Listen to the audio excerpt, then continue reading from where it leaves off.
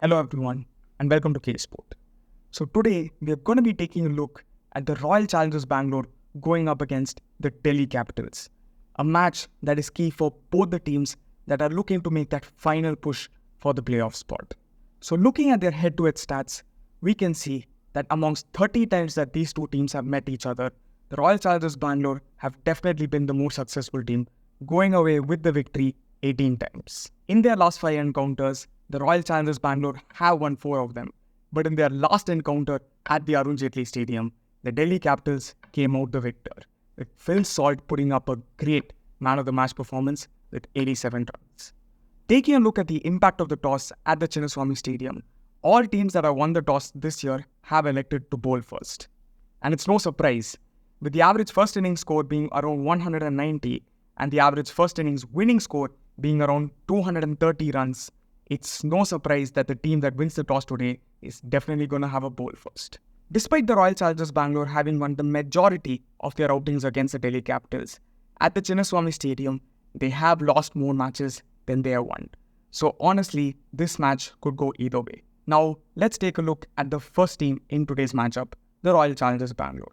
RCB have definitely been having a resurgence in the last few games. Their run rate has gone up significantly, almost increasing by 3 runs and over. And this was definitely a result of their balls per boundary going down and their boundary percentage going up. RCB have especially become dangerous in the power play overs, where their strike rate has gone up massively. Their run rate has also increased by almost 4 runs and over during the power play overs. The number of sixes they've hit has almost quadrupled, and as a result, their balls per boundary has also come down significantly. In the previous match against the Punjab Kings, Virat Kohli was very unlucky not to score his second century this IPL. And looking at his past 4 performances, they've all been scores of 40 plus, with 3 half centuries. For all the critics online saying Virat Kohli can't face a ball of spin to save his life, well, amongst batsmen who have played over 50 balls of spin this season, he has the 3rd best average. And he's not doing too shabby against the Pacers as well, where he's averaging at almost 70 runs this year. Virat Kohli definitely enjoys playing against the Delhi Capitals. Against the Capitals, he has hit over 1,000 runs in the IPL, and he also has 10 50s to his name. Only the Indian captain Rohit Sharma has hit more runs against the Capitals and has more 50s. Cameron Green has also been finding his groove in the second half of the IPL. In his previous matchup against the Punjab Kings, he hit 46 runs, which was a very crucial knock and helped them post a formidable total on the board against the Kings. If he's not performing with the bat, he's definitely stepping up with the ball in the latter half of the season as well, when in his last 5 games, he's picked up 5 wickets. One could argue that Cameron Green isn't putting up performances that warrant him being priced at 17 crores. But if you see where his former team, the Mumbai Indians, are currently placed in the points table, I'm sure he definitely prefers staying at RCB. One thing that doesn't get talked about for the right reasons is RCB's bowling. But in the last 6 matches, they've definitely found a way to turn things around, taking way more wickets compared to the first half of the season. Although going at a slightly higher economy, RCB's bowling attack has finally found their groove. And who knows, at this stage in the competition, any news is good news. Where in the first 6 games of the season, they had picked up only 4 wickets. In the second half, they've managed to pick up 13 wickets. Their economy has also gone down by quite a bit, and this is definitely turning things around for the team as a whole. RCB's success during the power play overs can definitely be attributed to the amazing second half of the season that Mohammad Siraj has been having. Although he's not picked up a lot more wickets, it still is a far cry better than the 4 wickets that he had picked up in the first half of the season. And look at that economy. It was well over 10 runs and over, and now it's dropped to the mid-8s. Mohammad Siraj, we're definitely going to need this form for the upcoming T20 World Cup. Imagine you're Faf du Plessis and you're standing at the toss. You win the toss and you elect to bowl first. But then you realize that Delhi Capitals have the 2nd best record this season while batting first. They have a win percentage over 60 and are especially potent when they bat first. The Delhi Capitals have hit the 200-run mark 4 times this season, with only the Kolkata Knight Riders, the Sunrisers Hyderabad, and the Royal Challengers Bangalore having done it more times than them. This batting revamp of the Delhi Capitals has especially seen an uptick in their runs scored during the power play overs. Comparing their first 5 games and their last 7 games, the difference is honestly too huge not to notice, and it's all because of one player, Jake Fraser-McGurk. Comparing their performances in the power play overs during the first half of the season and after the inclusion of Jake Fraser-McGurk, we can see that their strike rate has gone up considerably. Their run rate has almost increased by 3 runs and over, and the total number of boundaries they've hit has almost doubled.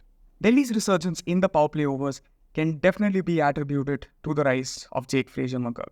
If you would like to know more about Jake Fraser-McGurk, check out this video that we did on him when he had just started taking this IPL by storm. Jake Fraser-McGurk has the highest strike rate amongst any batsman in the league this season during the power play overs. He's striking at a rate above 250. And looking at how he scored those runs, 95% of his runs have come from boundaries alone. He's doing it amongst the best, beating out the likes of Travis Head, Abhishek Sharma and Phil Salt. Against pace, Jake Fraser-McGurk takes no prisoners. He has a strike rate above 220 and is hitting a boundary twice in every over. Looking at another one of Delhi's crucial pillars in their batting lineup, it's got to be Tristan Stubbs. He has been finishing things at the back end of the innings for a while now for the Capitals, and he's been doing it in style. In his last match against the Rajasthan Royals, Tristan Stubbs hit a crucial 41 of just 20 deliveries and helped them put up a massive total to fend off the Royals. In the death overs especially, Tristan Stubbs has a strike rate of over 250, which is the highest in the league. And he's also hit 32 boundaries, which is the second highest in the league. With death over finishing like this, it's no wonder that Delhi Capitals have crossed the 200-run mark so many times this season. And the RCB bowlers will definitely be a little bit cautious when they go up against them. However, Tristan Stubbs has been dismissed by leg spinners quite a few times this season. So this is another matchup that Karan Sharma will be looking forward to. And now, let's shift our focus to Delhi's bowling lineup. Delhi's bowling lineup has seen a decent comeback over the last few games, but they are still massively underperforming. With Delhi's batting lineup having crossed the 200-run mark so many times, so have their bowlers. DC's bowling unit has conceded 200-plus scores 7 times this season, which is the joint second highest amongst all the teams. Amongst the bowling units this IPL, Delhi Capitals have an economy of 10.2, which is amongst the poorest in the league. But they have picked up quite a few wickets at over 80. So their bowling attack is definitely doing something right. But they could be way on par for that playoff spot if they could just stop leaking so many runs. Definitely one of Delhi's positive aspects in the bowling department has got to be their spin unit. Kuldeep Yadav and Akshar Patel have been absolutely crucial for the Capitals during the middle overs. They have 26 wickets to their name, which is the second best among spin units this season. They also have one of the best boundary percents for a spin unit in the league. So these two are reining in the runs and are taking some crucial wickets as well, making up for the pace issues that Delhi Capitals are facing this season. So which Delhi boy do you think will come out on top in today's matchup? Is it going to be Virat Kohli or will it be Rishabh Pant? Please let us know in the comment section below. Thank you so much for watching. Please like, share and subscribe and keep coming back to K Sport for more cricketing content.